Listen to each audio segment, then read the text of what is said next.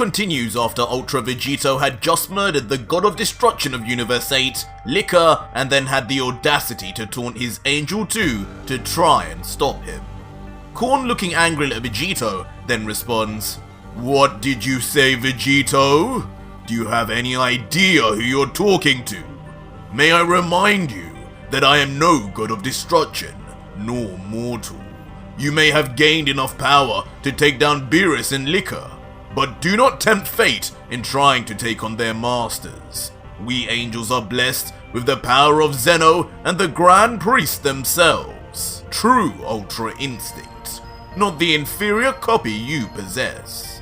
Hand over my brother's staff at once, Vegito. Do not defile the names of the angels any more than you already have with your demonic deeds." But Vegito is still unfazed by any of the divine angels' comments, instead opting to maniacally laugh. "Demonic deeds? Why do I like the sound of that? Listen, Angel, I have no doubt you're far stronger than that pathetic fox I just beheaded. But don't try and bluff your way into getting what you want. Like I said, want Whis' staff? Then take it, and show me this true Ultra Instinct of yours while you're at it." But despite Vegito's invite, something seems to stop Korn, as a sweat drop falls from his forehead and he thinks introspectively, "What disobedience. There isn't a hint of fear in his words. As expected, his years of confinement have caused this foolish mortal to lose his mind. He even believes himself beyond the power of us angels now. Seems he's only after the gods though, and I'm afraid at his current level, he may actually be successful in his goal. Before I seek a new god of destruction to replace Licker, I must inform Father." What? He didn't. Suddenly though, the face of the angel Korn inexplicably changes. No longer is he calm and collected as he feels a sharp pain in the center of his body.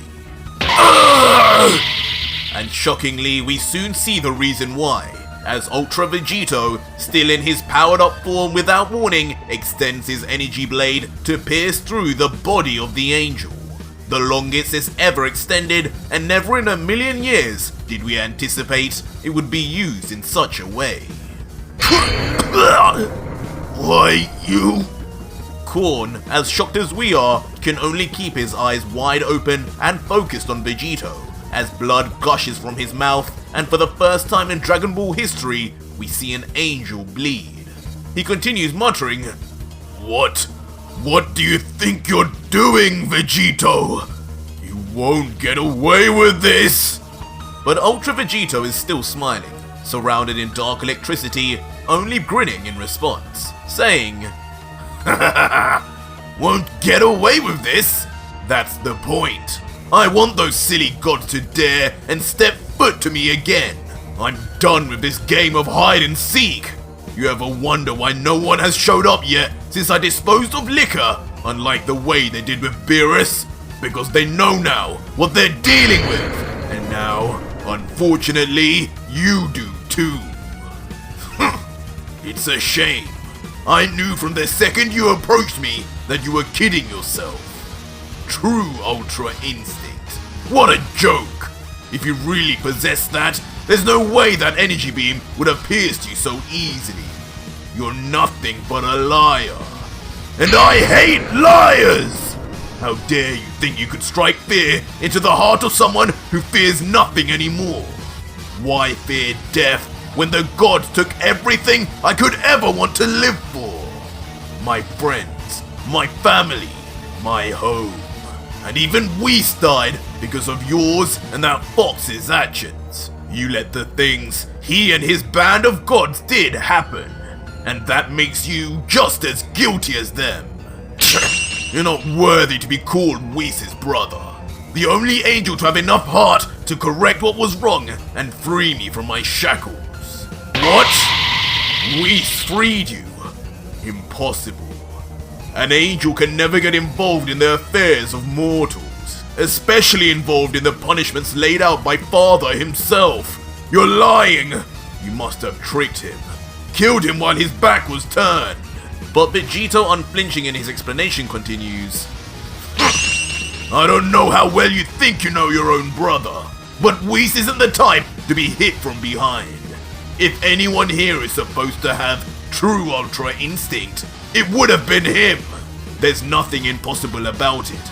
He did a final act that was fitting of his name as an angel, sacrificing himself so I could live on and stop you gods from living anymore.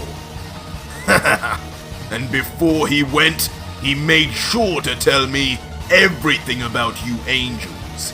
Like exactly what happens to an angel when a god of destruction is destroyed. No! Whis!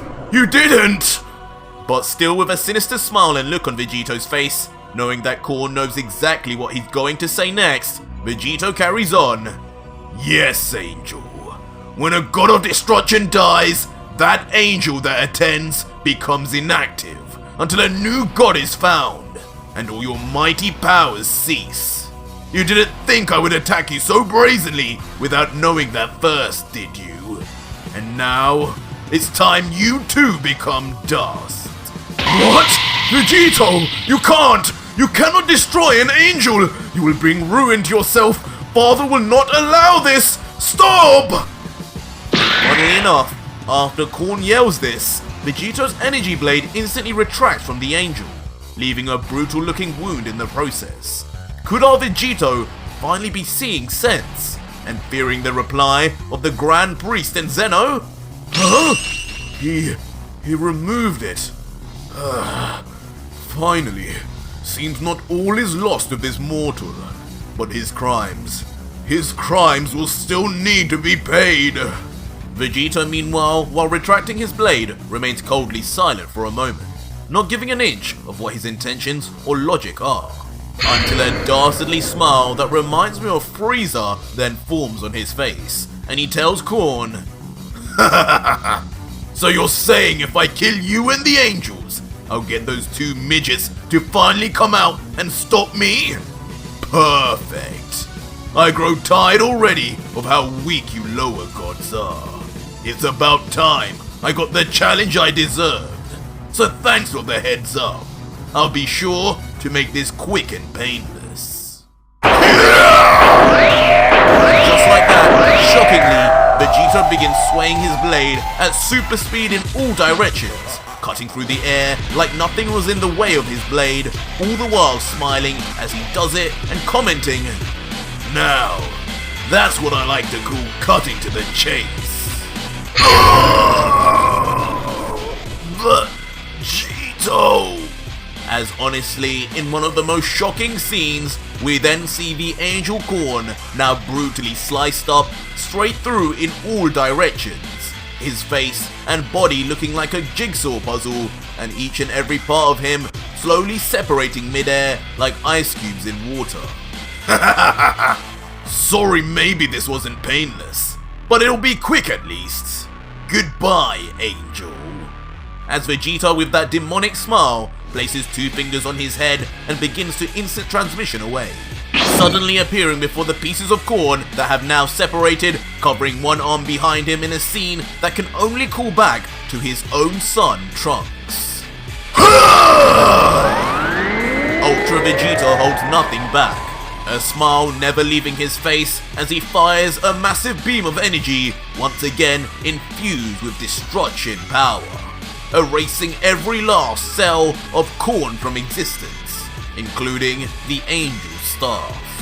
Now not only do only 10 gods remain, but only 10 angels too. As the charred ashes of Korn fall to the ground in front of Ultra Vegito, he can only comment, To think I used to exist in a universe where these weaklings ran rampant, whose rules I had to abide to. Never again.